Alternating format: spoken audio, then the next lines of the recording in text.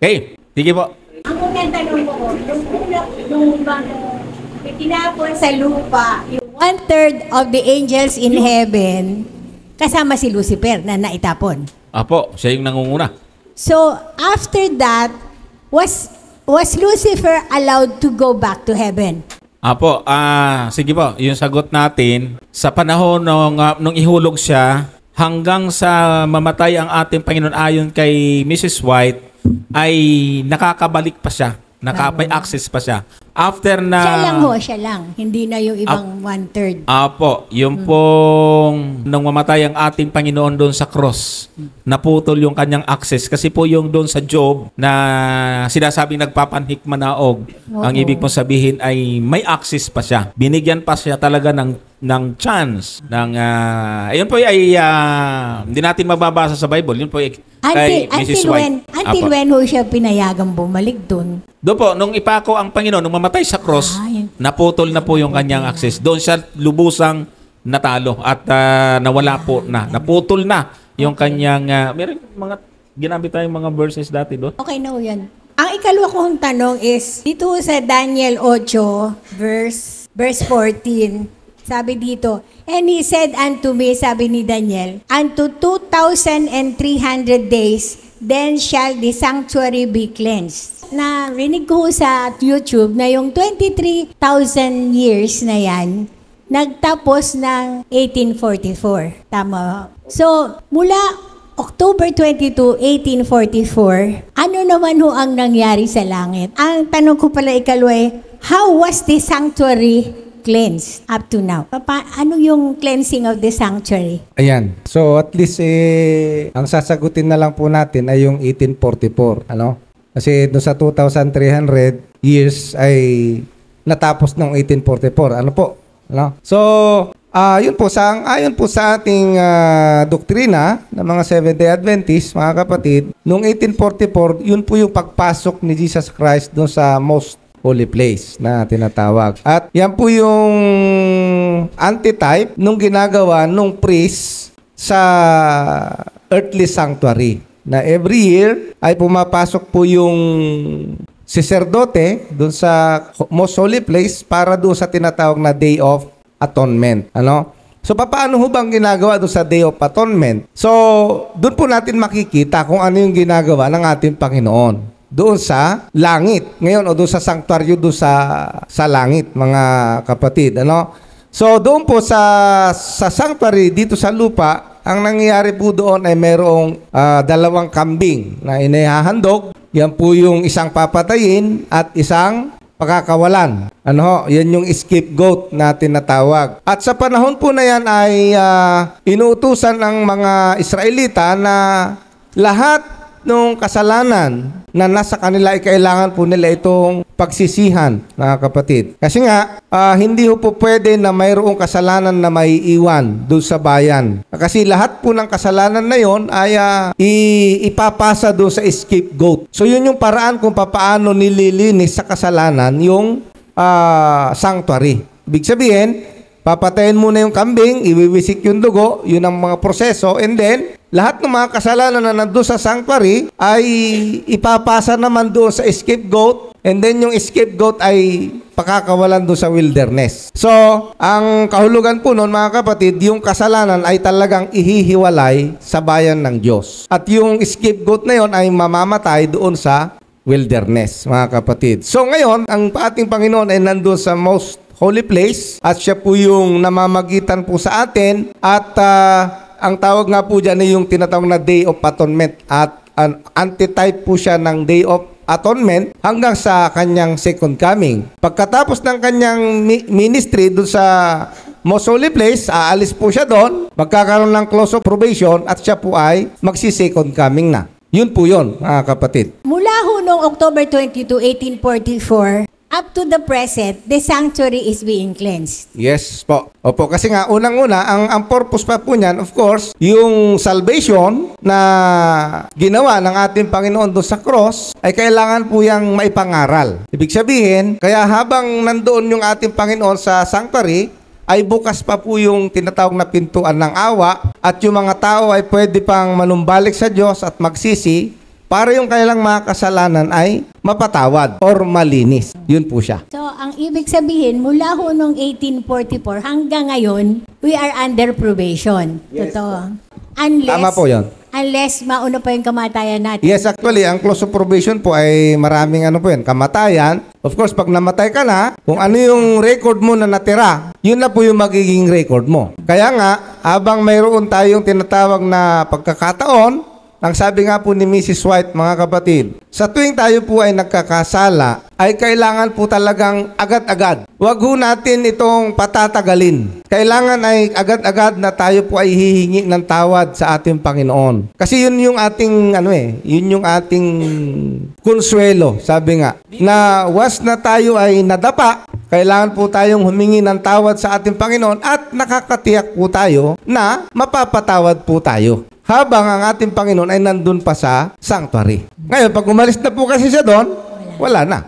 Close of probation. Yun pong tinatawag na close of probation. So, ang cleansing of that sanctuary, kung gano'n sinasabi dito is, then the up to 23,000, 2,300 days, then the sanctuary be cleansed. Okay. So, Yung pong 8:14 ang sinasabi po natin ninyo, specific. So, ganito po yun, mga kapatid. Doon po kasi sa Daniel 8:14, ang connection po kasi noong 8:14 ay nasa 8:13. Okay? Kaya nga, yung pong tinatawag doon na cleansing of the sanctuary, basahin po natin yung Daniel para makita po ninyo yung context. Ito po kasi yung bahagi ng pangitain. Ayan. Ito yung sa verse 9. Okay, verse 9. Sabi po sa verse 9, at mula sa isa sa mga yaon ay lumitaw ang isang maliit na sungay. So meron pong maliit na sungay na tinutukoy dito, na dumakilang totoo sa dakong timugan, at sa dakong silanganan, at sa dakong maluwalhating lupain.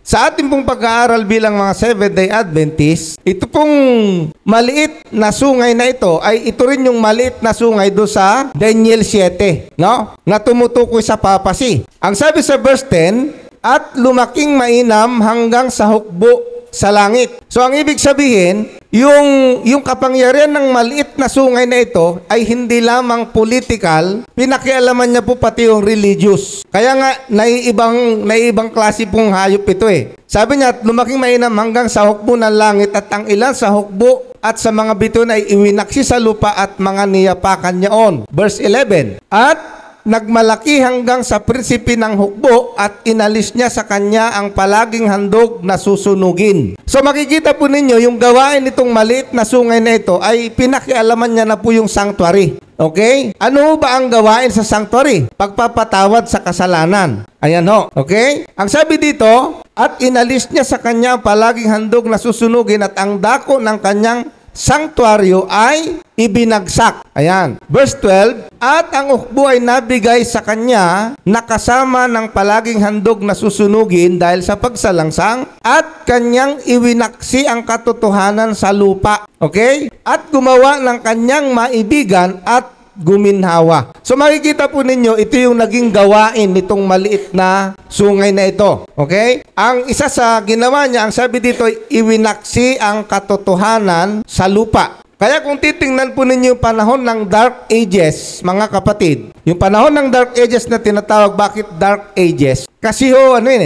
yung katotohanan ay, kumbaga, hindi nakalitaw, nakatago. Okay? At ang sabi dito, at gumawa ng kanyang maibigan at guminhawa. Verse 13, nang magkagayon narinig ko ang isang banal na nagsalita at ibang banal ay nagsabi sa isang yaon na nagsalita, hanggang kailan magtatagal ang pangitain tungkol sa palaging handog na susunugin at ang pagsalangsang na sumisira upang magbigay ng sanktuaryo at ng hukbo upang mayapakan ng paa. So ito yung tanong, hanggang kailan yung kapangyarihan na yon, mga kapatid, na mananatili na yung katotohanan kanyang ibinagsak, yung sanctuary kanyang pinakialaman. Ang ibig sabihin, pati yung pagpapatawad ng kasalanan ay pinakialaman nitong kapangyarihan na ito, mga kapatid. At yung katotohanan ay kanyang iwinaksi. At ang sabi po doon, sa verse 14, ito yung sagot. Yung kapangyarihan ng maliit na sungay na yun, sabi niya, hanggang kailan yon?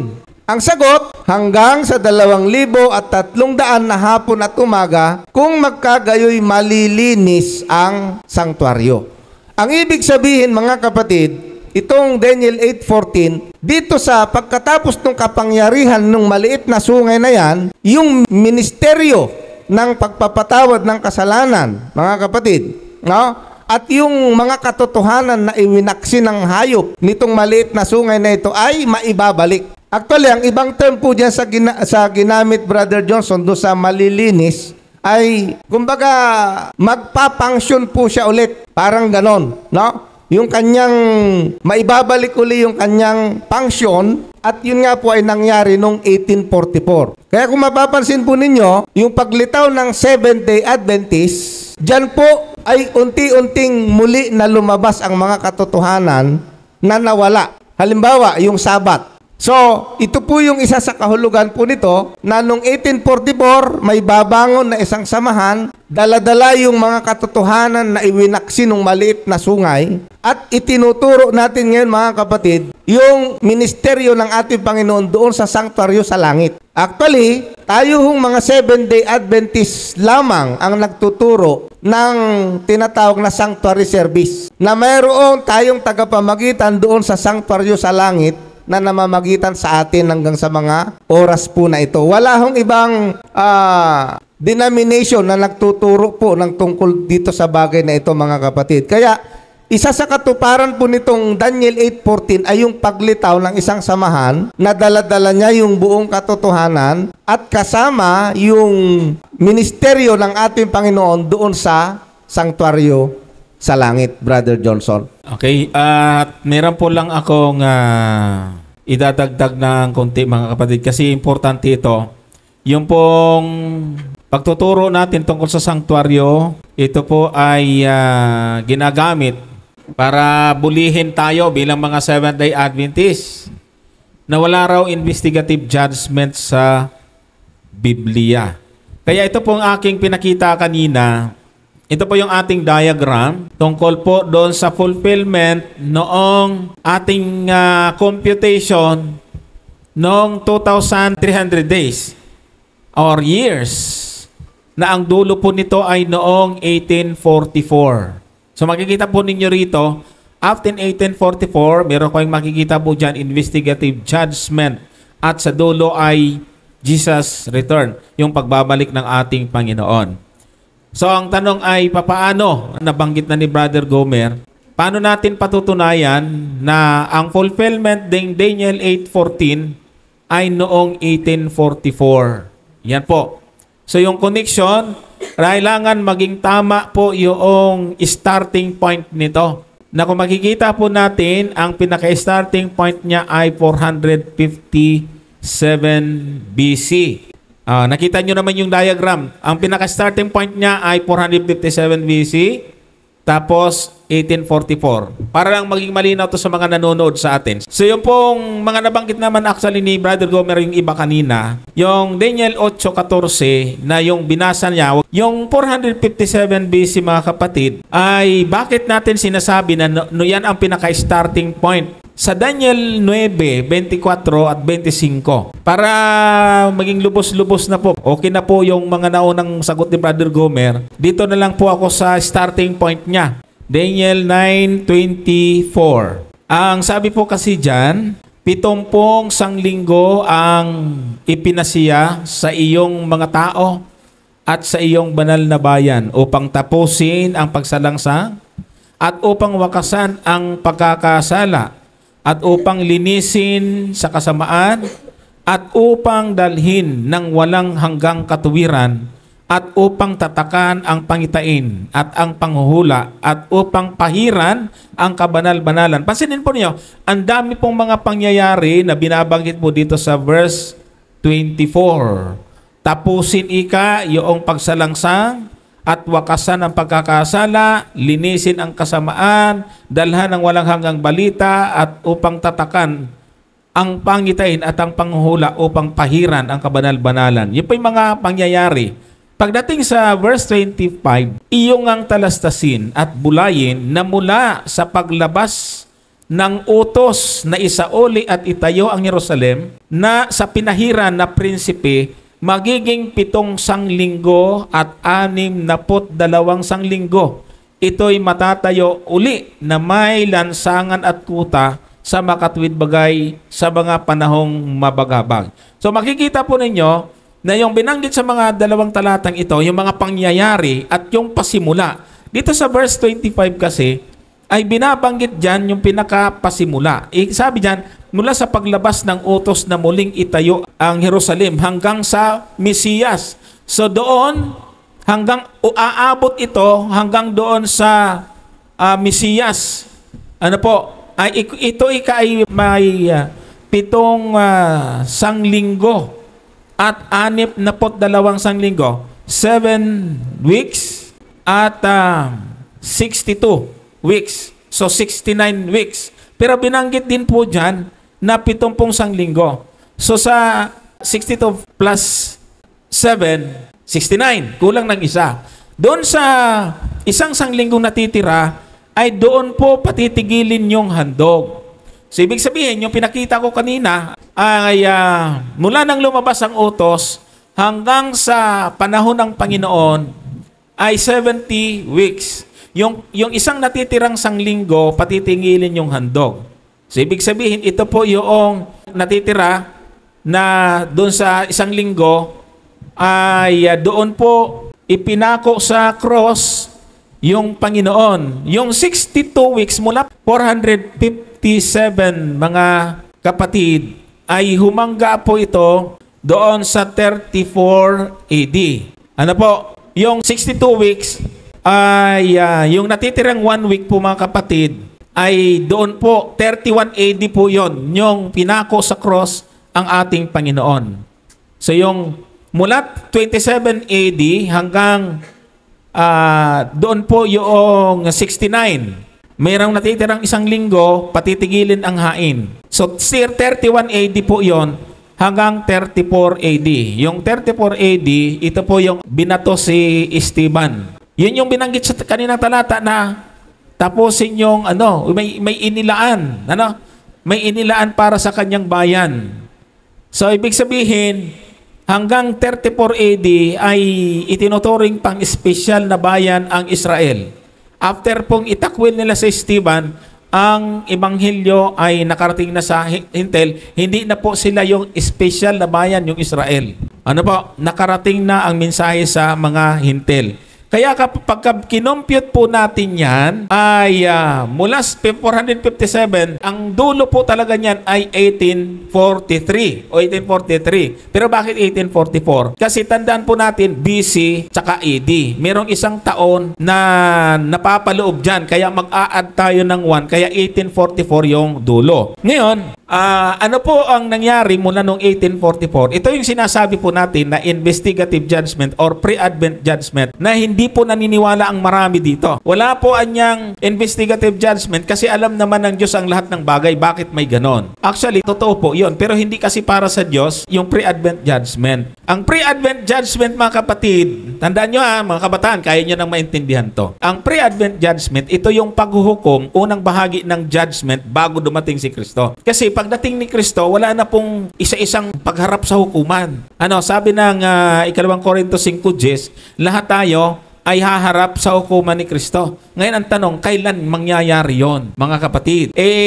Naghihintay tayo sa pagdating ng Panginoon. Pagdating ng Panginoon, dala-dala niya na yung gantimpala. Kung kailan mangyayari yung ngayon yung paglilitis sa hukuman. At ito po mga kapatid, yung tinatawag na unang bahagi ng judgment, bago yung executive judgment, meron pong investigasyon. Katulad ng hukuman dito sa lupa, iniimbestigahan muna, nililitis muna yung makasalanan bago ilapat yung parusa. Ganon din sa Panginoon. Ibig sabihin, from 1844, tayo po ay sakop na ng judgment. Yung pong first part of judgment, yung pre-advent judgment, ay hinahatulan na po tayo araw-araw sa ating ginagawa. Naka-record na po yan. Nakatala na yan. Kaya pagdating ng Panginoon, alam niya na ang maliligtas at yung hindi maliligtas. Ngayon, anong mga talata natin na meron po talagang mga ginagawa ang Diyos na paglilitis. Doon sa Genesis chapter 3 verse 9, nung magkasala si Adan at si Eva, ay tinawag ng Panginoong Diyos ang lalaki at sinabi sa kanila, saan ka? So makikita po natin dito, alam ng Panginoon kung nasaan, alam niyang Panginoon kung anong ginawa ni Adan at ni Eva. Pero bakit niya kailangang tanungin? Isa po itong panunay na ang paghatol ng Diyos, kailangan mo nang ipaunawa doon sa taong nagkasala kung bakit ganun ang magiging hatol sa kanya. Ito po ay isa pong uri ng investigative, mga kapatid, o pag-iimbestiga. At pagdating doon sa chapter 4, verse 9 to 10, ay sinabi ng Panginoon kay Cain, saan naroon si Abel? Yan na naman. Tinanong naman niya. Ito po yung mga diwa ng mga talata sa Biblia na meron talagang investigasyon muna na ginagawa ang Panginoon. Pagdating sa chapter 18 verse 20 to 21 ay sabi po doon, titingnan ko kung kanilang ginagawa ay sa kabuuan ng daing na dumating sa akin at kung hindi ay aking malalaman. So yung tungkol naman ito sa Sodoma at Gomora, bago ito hatulan, sinabi ng Diyos na bababa siya. Kaya nga may mga anghel at ang isa po doon ay ang ating Panginoon. Bumaba mismo sa Sodoma bago niya hatulan. So, nagiging just, nagiging matuwid ang Diyos na hukom, mga kapatid. At pagdating sa chapter 7 verse 10, ay meron po doong luklukan na ipinakita kay Daniel. So, ibig sabihin, yung ating turo tungkol sa investigative judgment ay biblical po talaga ito, mga kapatid, at hindi pwedeng tutulan. Ayaw lang po nila kasi ito ay distinct doctrine ng Seventh-day Adventist. Pero biblical, sobrang biblical po ito. Kailangan lang po talaga natin maunawaan.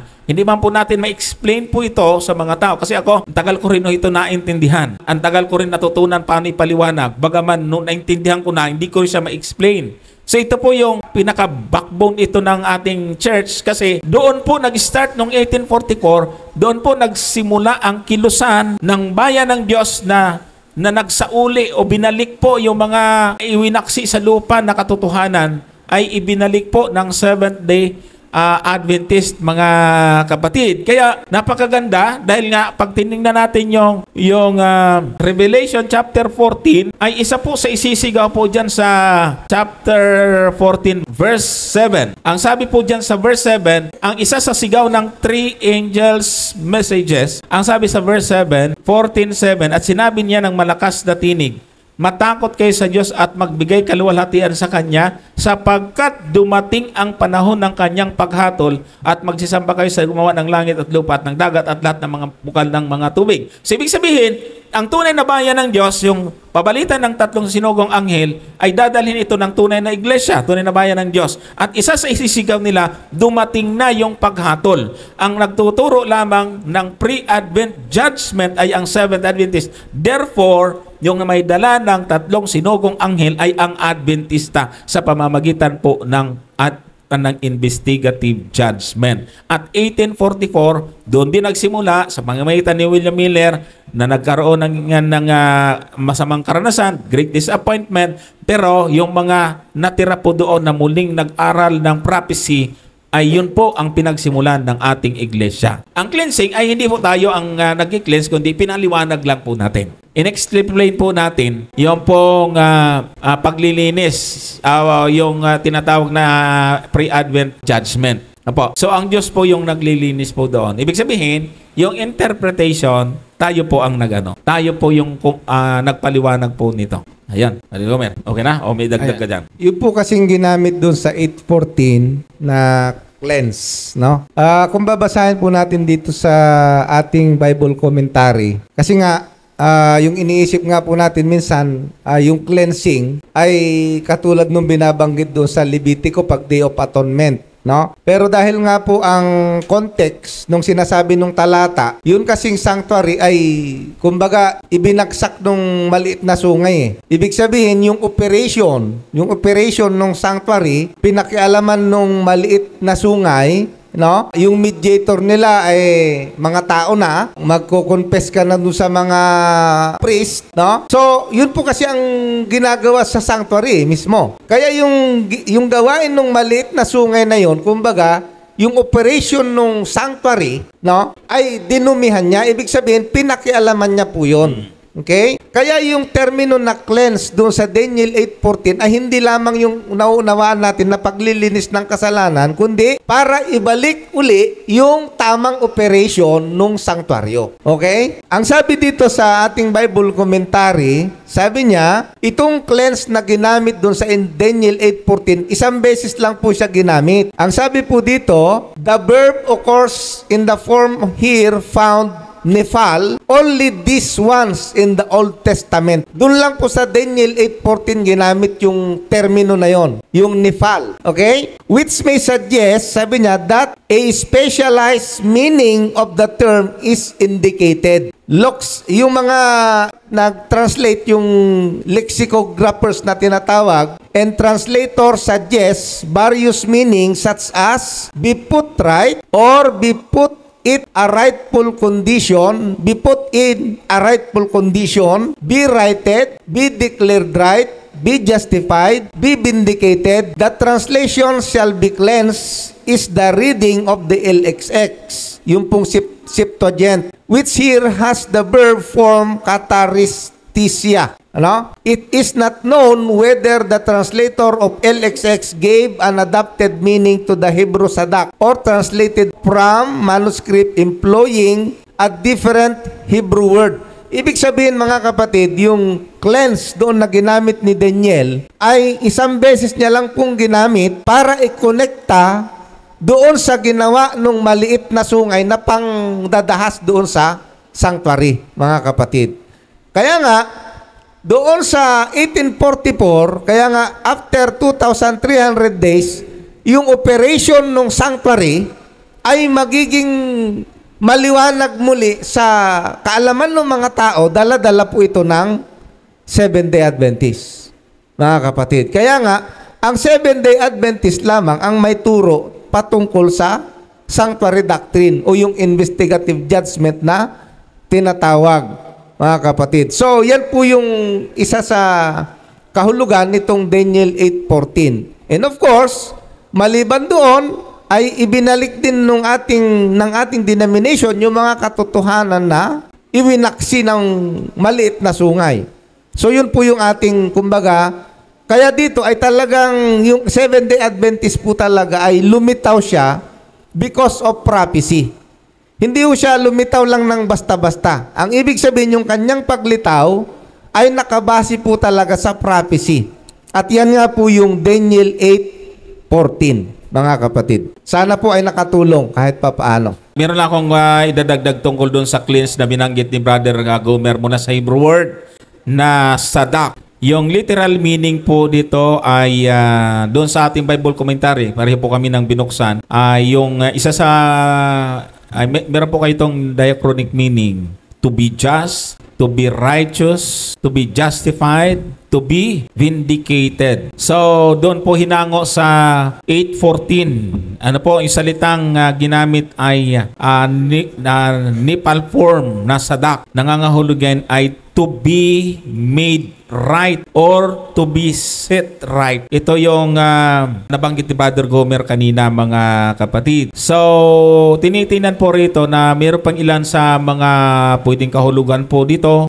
Be put right or maibalik sa tama, be put in a rightful condition, maibalik sa tamang kalagayan, be justified, maipahayag na matuwid, be vindicated, maipakitang tama at patunayang matuwid. Kaya, yun nga, yung sinasabi ng mga binanggit ni Brother Gomer, mga lexicographers and translator, ay sinasabi po nila na be put right or be justified, be individual.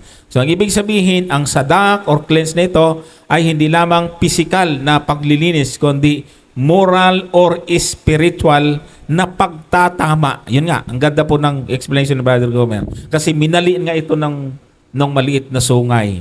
So, ibinalik sa tama. Kaya yung cleanse po dito ay totoo po na yun ang theological meaning, yung prophetic, mga kapatid, paglilinis or pagbabalik sa tama. Kahit sa Septuagint ay ganun ang ginagamit. Sa Septuagint naman ay kataristisitay. Nang ibig sabihin ay shall be cleansed. At sa Latin Vulgate, mga kapatid, ay munda bitor. Ibig sabihin ay cleanse. So, maganda na ginagamit natin yung ating mismong Bible commentary kasi ano po ito, malalim na pag-aaral tungkol po sa Daniel 8:14. Kaya kung meron pong mas tama mag-explain ng the longest prophecy sa Bible, Daniel 8:14, ay ang Seventh Adventist ang meron pong magandang paliwanag. Kasi meron din po nag-interpret nito pero literal. Literal yung 2,300 days ay ginawa po nilang literal. At yung little horn nga, ang kanilang interpretation ay hindi yung papasi, kundi si Antiochus Epiphanes. At yun po ay ginawa ng mga Jesuit, yun sa tinatawag na Counter-Reformation. Kasi maraming mga protestante in-interpret na yung little horn ay yung papasi. Ang ginawa ng Catholic, gumawa ng paraan, Counter-Reformation. Kumuha siya ng dalawang Jesuit, si Jesuit Alcazar at Jesuit Rivera, para i-interpret ang prophecy sa Daniel 8:14 na yung isa ay prophetic, yung isa naman ay preterist. Tapos na yung isa, si Alcazar, tapos na daw si Antiochus Epiphanes. Yun naman si Jesuit Rivera ay 7 years bago yung second coming, doon palilitaw yung little horn. So, niligaw. Pero tayo, nasa historicist method of interpretation tayo. Hindi siya nakaligtas kasi nasa history ang malaking sandalan po natin sa interpretation. So, okay na po.